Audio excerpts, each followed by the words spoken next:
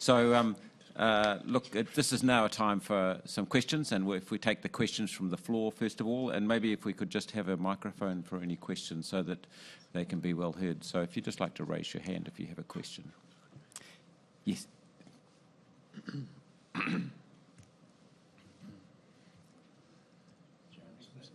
Jeremy Simpson at Forsyth Bar. Just in terms of some feedback on the consenting progress in Melbourne, it'd be interesting too on Coburg and Bearwood East and how that's going, and I guess relative to the the lengthy process there was at Brandon Park. Yep.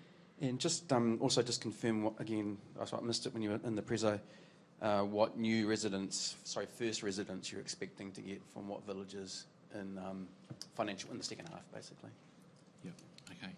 So consenting progress at Bearwood East, we're in good discussions with the local council there. They've been supportive of our plans and what we're planning to do. One of the things which needs to be worked through for the site, which won't take place until about February next year, is that the development plan overlay, which Fraser Property have control of for the whole site, because we bought a parcel of land on that site from them. They need to get that approved from the council for our development to be able to proceed. So we've submitted all the plans and everything that we need to do. We're getting good support from council, and we're also just waiting for that technicality to work its way through as well. For Coburg, we're actually presenting to the local councillors before the end of this year. We've got a date locked in. At that meeting, we may or may not know exact time frame after that, but we would be hopeful for a positive response. The officials at the council have been really positive with what we're planning to do, and that site had pre-approval for a reasonable number of stories on site, which we've respected, and we've also been working with neighbours as well to make sure they're comfortable with what we're doing along boundary lines. And of course, one of the neighbours being the Coburg Lions, happy with what we're doing as well, bringing new sort of supporters along to the club. In terms of residents moving in the second half of the year, we would expect the first residents at Green Lane to move in the sort of February-March type time frame to the apartments that run along the back of the site there. At Linfield and also Narrowneck, there would not be any residents moving in during that time frame. They're more sort of July to September type time frames for the initial apartments there. At Birkenhead, we'll have more residents moving in between now and the end of March as well, but not for the final stage. Stage 3 will be into the next year. And Brandon Park, we would expect our first residents to move in around about July next year. But we'd expect the work on site and obviously the unconditional contracts to mean that we would be able to recognise some of that in our underlying profit for 31 March. Great, and just one other question. Just some comments around operating costs, pressures, and I guess the equal pay situation, and now the minimum wage situation. How you're sort of feeling about that and the impact of that on margins? Yeah. So the equal pay settlement, which purely related to caregivers in our villages, was fully funded by the government. We have actually reviewed our pay levels subsequent to that. We have actually lifted our nursing pay and also the pay for our auxiliary staff at villages as well. The ongoing cost of that is, in the region of, I think it was annualised at about sort of 5 million per annum, that uplift. And obviously one of the things that we do at our villages, because they are well above government specification and we provide outstanding offering, is that co-payments obviously from residents fund that wage increase in terms of new residents coming in.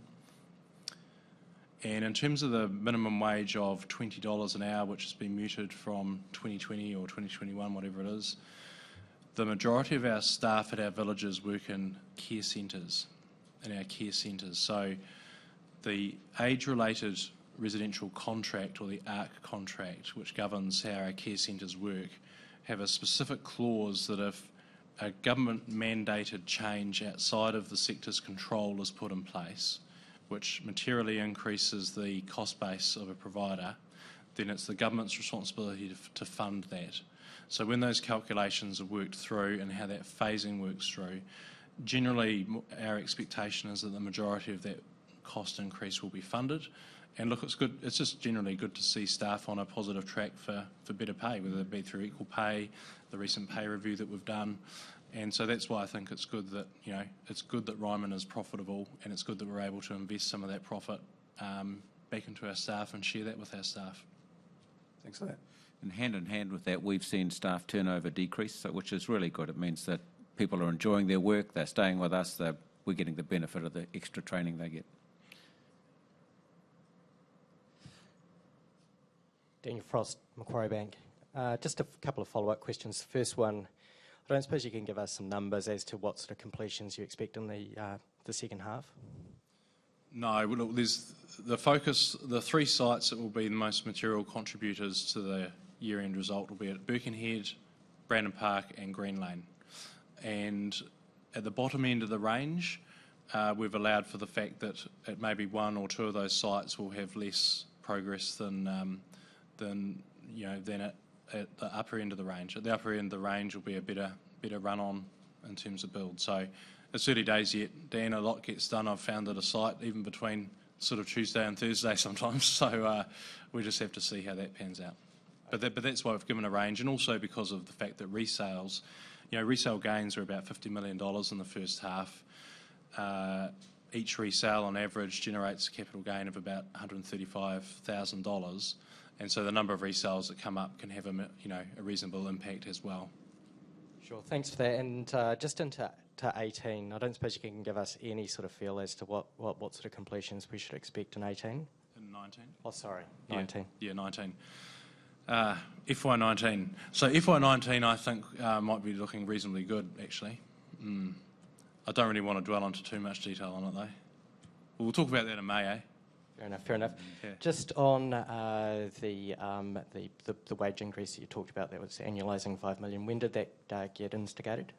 From the 1st of November. Great, thank you. And finally, just a question that always gets asked, just on the housing market. What sort of drop in sales rates in the housing market would we need to see before you'd start to see some impact in your results? Yeah, it's interesting. In the first 6 months of the year, you'd probably regard it as a reasonably material movement that volumes in the market dropped 20%. That hasn't been seen for quite a while. Now, our resale stock, as Dave said, was only down at 46 units. We get about 70 to 80 units come available for resale every month. So 46 units available is, well under a month's sort of trading stock. So I think in those sort of conditions, it shows the needs-based model right across the group and the demand at existing villages, Dan. In terms of new sites, fact of the matter is right now we're sitting on the highest number of pre-sales and pre-sale contracts that we've seen. So I guess the initial part of the market slowdown is a 20% drop in volumes, and we're trading well. We've not had to move pricing at all.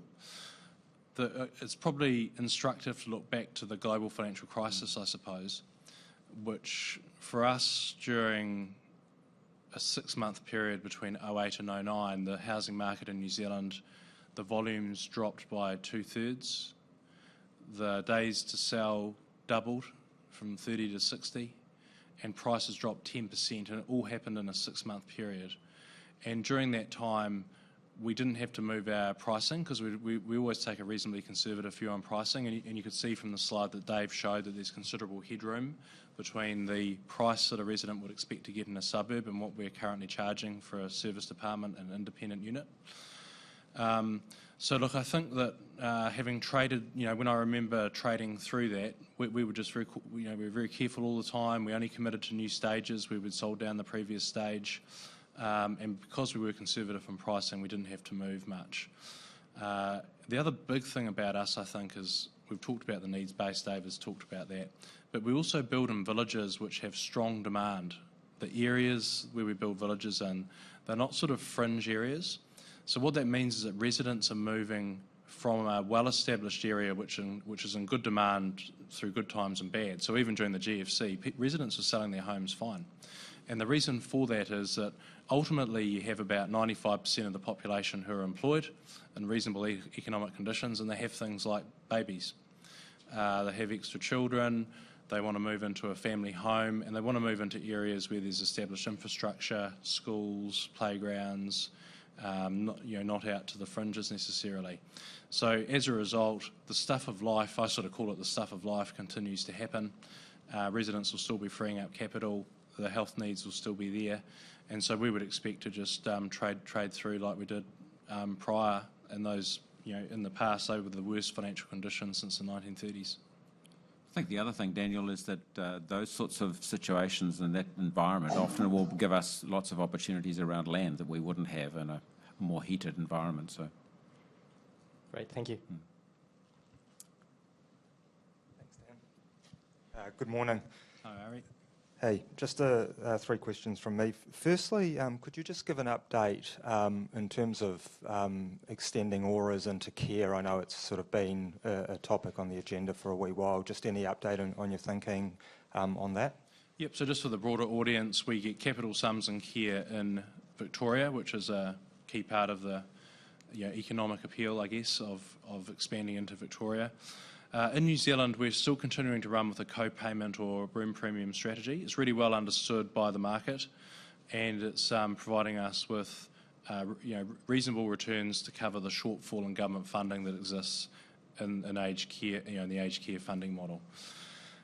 We have looked at doing capital sums in care in New Zealand, and we're just not in a massive rush at the moment, Ari. The premium co-payment model is well understood.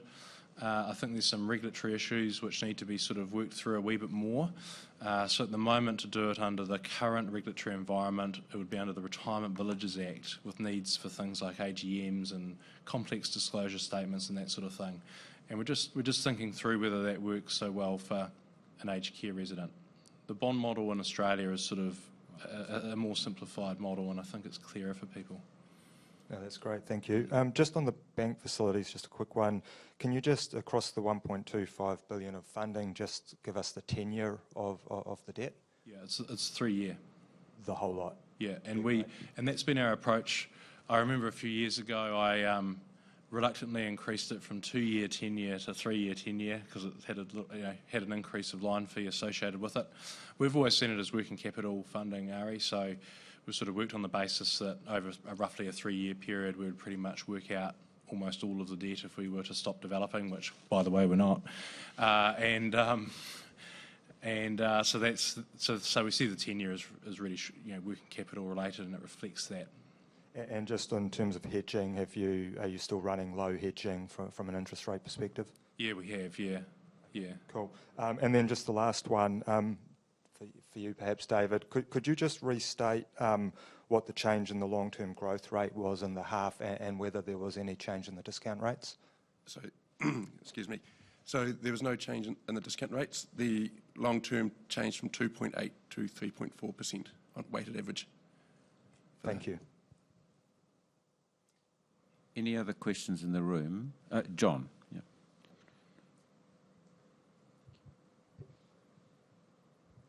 John Boscown. Gordon, you discussed in some detail the planning stages for the next two of the Melbourne sites. You haven't commented on the New Zealand sites. Yep. I've got a number of questions relating to New Zealand. Sure. Specifically, the first one, Hamilton. You've talked for some time, probably at least the last 12 months, about starting Hamilton very soon. Mm-hmm. Could you give us an update on the resource consent process in Hamilton? Yep. Secondly, could you give us an update on the design process for Lincoln Road and Hobsonville, and when you expect to be in a position to lodge resource consent applications, and how long you might think that take? Yep. And then finally, I attended your public meeting in Takapuna recently, as you know. Yep. And I hadn't been aware until then that there was an old brickworks on the Devonport site, and it's sort of subject to archaeological excavations. And visiting regularly, I know that there's been virtually no movement or no construction activity on Devonport sort of since April, when you got resource consent. Yeah. I just wondered when the archaeological work on Devonport will be completed, Mm-hmm. and when you actually expect to start sort of progress, or Linfield's obviously more underway than Devonport. Yes, Thanks. it is. Yeah. Thanks, John. I wrote all those down, actually. I would have forgotten to answer all those off the top of my head. Okay, so let's start with Hamilton.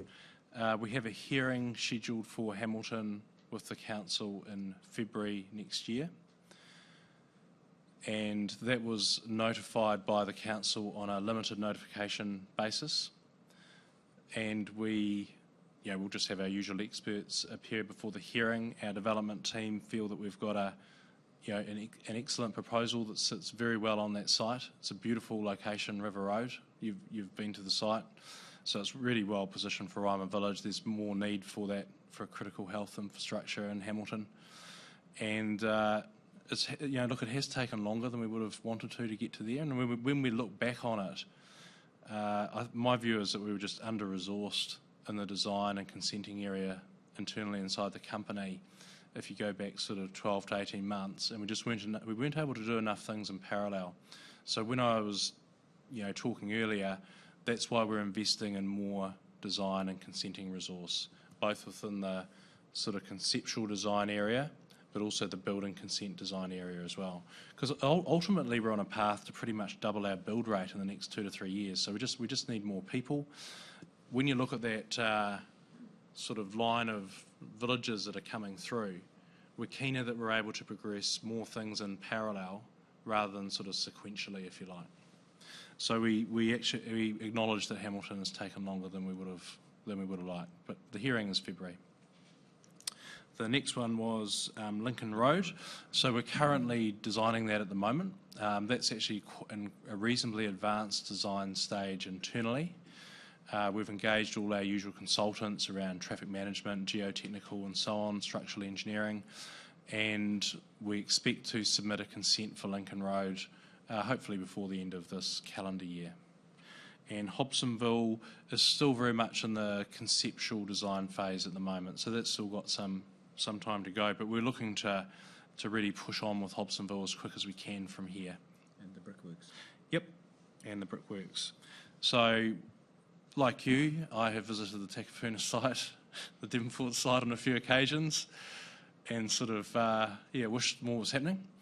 The reality is that there was a Duda family brickworks there on site many years ago, and as part of our resource consent conditions, we have to excavate the bricks, uncover them, we have to document them, how they were found, we have to carefully remove them, we have to store them on pallets, and the bricks that are in reasonable condition, we will use them in the village as some sort of design feature or some sort of feature on site at the village. We've also had a community open day at the end of October there. About 250 people came along on a Sunday or Saturday to have a look at the archaeological dig that we were doing and talk to people about what we found, and that was really popular. And we're nearly finished that work. And when I saw Matt Hutchison yesterday, he's hoping to get into the first stage of apartment, proper excavation imminently, John. And and it has, again, we would have liked to have started more significant works there earlier, but we have to respect the conditions that we have to operate under. It is a great site, John, isn't it? And it'll be worth the wait, yeah. Well, if nothing else, you've confirmed to me that you're proceeding on Lincoln Road ahead of Hobsonville, despite having acquired Hobsonville prior, which makes a lot of sense. Thanks. Other questions from the floor? No, look, we might go to questions from people online. Are there any questions from there? Thank you. If you wish to ask a question, please press *1 on your telephone and wait for your name to be announced. If you wish to cancel your request, please press *2. If you are on a speakerphone, please pick up the handset to ask your question. Your first question comes from Jason Hamilton from Accident Compensation Corporation. Please go ahead. Morning, Jason. Morning, guys. Just a couple from me. The first one, there's been some well-publicised construction cost inflation across the sector. I'm just wondering what you guys have seen and potentially in Auckland specifically over the last 6 months. Yeah, probably the biggest challenge, Jason, is around resourcing. I don't know why I've looked at the speaker to answer your question, by the way, seeing as it's on the microphone. So the biggest constraint is really around resourcing. So finding really good quality people on site is always a challenge for the guys. That's why we invest in our own people, being the project managers, the site foremen and the leading hands, because we want to have strong Ryman leadership on site. Cost inflation hasn't been too bad in the last sort of few months, but if I think about it over, say, the last 2 years, there's certainly been a reasonable amount. And but it's probably, I think, for a lot of people building in Auckland, it's probably the resourcing that perhaps is the greater struggle. I think the other thing, Jason, is that when we're building at a number of different sites in Auckland, it means that subcontractors can go from one site to the other. We have some continuity in terms of the quality, and they enjoy working for us, so there are some advantages there as well. Okay. And then secondly, just probably a more detailed question, but what's been the feedback from those residents in your aged care part of the business where they're not subsidised by the government, but sort of effectively had to fund the increased costs themselves? Yeah. And has there been any impact on what premium charges you can do in that environment? Actually, we got very little feedback on it, Jason. So it's a very good question. What Jason means by that is that if you're not subsidised to receive aged care, those private paying residents essentially had to fund the equal pay settlement. And the Minister of Health at the time, Jonathan Coleman, actually made that very clear when the equal pay settlement was announced. But you know what? I think that a lot of families feel that if they're over the asset threshold and there's been a government change, which means that the people caring for their loved ones get paid better, I think most people have been comfortable that that's a cost that fairly sits with the user of the service. So we didn't get any pushback on that, and it hasn't affected our premium collection ability either. Cool, great. Thanks for those answers. Thank you. Your next question comes from Stephen Ridgewell from Craigs Investment Partners. Please go ahead. Thank you, and most of my questions have been asked by the other analysts, but I just wanted to follow up on Dan's question just about price trends across the portfolio. Overall looks pretty solid. But just wondering, Gordy, if you could provide a little bit more granularity on what you've seen in Auckland versus the rest of New Zealand and Melbourne. I mean, has Ryman been able to achieve like-for-like price growth on units at mature Auckland villages over the past 6 months? Thanks. Yeah, we have actually, but it hasn't been. It's been relatively mooted because the majority of that price uplift has occurred over the last sort of 2 to 3 years. So pricing has been held firm and slightly up. Great, thanks. And also noting your comment earlier that pre-sales demand is at record highs, which is great to hear. Can you just comment perhaps on the pre-sale demand you're seeing at Brandon Park? I mean, previously you've commented that it has been strong. Any granularity you could provide there would be helpful. We've pre-sold well over 50 independent apartments so far. Probably the wrinkle there in the market, just as I said as a short-term thing, was that there was a lot of negative publicity about the retirement village sector generally in the last 2 months regarding a major provider over there. And it's just caused residents to just want to get up the knowledge curve a bit more about how retirement villages work and the terms and conditions. And it's actually provided us a great opportunity to explain the Ryman difference. So we have a one-page Ryman difference flyer. It basically summarises our key terms and how they differ from what you would typically see from providers in Australia. And certainly our deferred management fee at 20%, which we don't restart between units, compares to a range, but up to 40% in the sector there. Usually there's increasing weekly fees in the sector there. Ours are fixed for life. We have a continuum of care at a Ryman village, 5 different levels of care. Often at a competitor village, you'd be talking about either retirement living or nursing care, very few integrated facilities. So, and we, as you can see from Brandon Park, we commit to building the main block right at the start. So that includes all the community centres. So you do read articles in the paper there about villages that have been operating for some time and still to build things like the community centre. So I think these are kind of good moments for the sector and potentially for us, because it gets us to really explain the Ryman difference in more granularity. It sort of becomes more real for people, and it makes them understand the questions that they should be asking. And at the same time, Debbie McClure, who's our group sales manager, and Community Relations Manager. She's the President of the Retirement Living Council for Victoria. And given that we've only got one village there, sort of shows the sort of standing that she's held in within the sector. And she's been able to have, and I've joined her as well with discussions with state government officials regarding potential changes to the legislation there to give more consumer, more resident protection.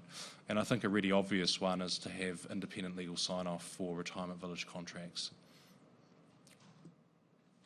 Right, that's great colour there. And just on the theme of Australia, just in terms of the development update slide in the pack, it sort of looks like Burwood East is the next cab off the rank after Brandon Park, if you like.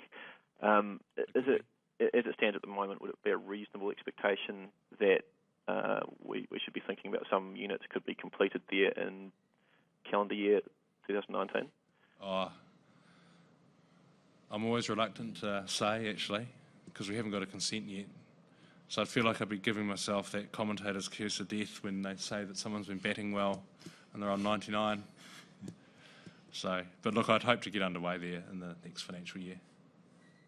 All goes well. Okay, thanks. Okay, that's helpful. And yeah, obviously I understand there's consenting issues you've got to navigate for all new projects, and that is what it is. But just in terms of the comment also on extra development resource for Auckland, can you just give a little bit more colour on the quantum of that extra resource? Yep. So when I was at the regional office yesterday, we had 3 full-time new designers based in Auckland. We've never had design resource based in our regional office before. One of them is a very senior designer from probably one of the New Zealand leading engineering firms, actually, and he's developing a really good team around him. I don't want to suggest what the cap of numbers might be, because we'll see how they go. But we're looking to continue to add to that team. I think it will be also really good to have on-the-ground design resource in a city where we've got a lot of work on the go, and it'll just be a lot easier to sort of practically catch up with consenting officials at Auckland Council, rather than doing everything sort of by email and plain like we do at the moment. Okay, and can you just remind us of the model in Melbourne in terms of development resource? Do you think you might need to do that in Melbourne as well? Yeah, so in Melbourne what we've done is Andrew Mitchell, who's our development manager, he's recruited a lead development person for that market, who's very experienced in aged care and also just generally speaking in development. So he's going to be able to, he's sort of already hit the ground running. He knows a lot of people at the key councils we're dealing with, so he's got good pre-existing relationships. And we've got another experienced lady who's working alongside him. I'm not saying that's the end of the resource requirement, but having 2 senior people is certainly preferable to the presence of 0 that we had. And it means that Andrew's not having to basically drive our development process by when he can get on a plane and fly over there. We need to have people on the ground to make this stuff work. And so we're also going to be investing, for example, in a marketing person on the ground there. And we're just building up our presence in Victoria because we want to have a strong local team and not so much management by sort of aeroplane, if you like. That will make sense. And just last one from me, just on the head office EBITDA, it seems to have declined a little bit over the last year. Presume that reflects perhaps a touch of cost pressure from Terra Nova. Is that something that we might expect to see more of in the second half, given that wage quality settlement will impact the full trading period? I mean, is there just a touch margin pressure on the aged care business? It would be helpful to get some comments there. So in the first 6 months of last year, the 4 big facilities we opened, they didn't really start to get occupancy coming through in a big way until the second half of the year. So the losses that we typically incur in new village startups didn't really sort of kick in much in the first half of last year. So whereas we were still very much in filling mode in the first half of this year. So we've sort of been dragged down a bit. The care earnings have been dragged down a bit in the first half of this year by those 4 new villages. They're all 120 bed plus, continuing to fill. But the good news is in the latter sort of last couple of months, and this includes October and November, is that the fill rate at those 4 villages is really starting to pick up really well. So we're making good progress on it. That's great. That's all for me. Thanks. Any other questions? Once again, if you wish to ask a question, please press star 1 on your telephone and wait for your name to be announced. There are no further questions at this time. Look, I will now hand back. Thank you very much. Look, why don't we have a cup of tea and a chat and have some informal discussion. Thanks for joining us, and we'll enjoy chatting for the next wee while.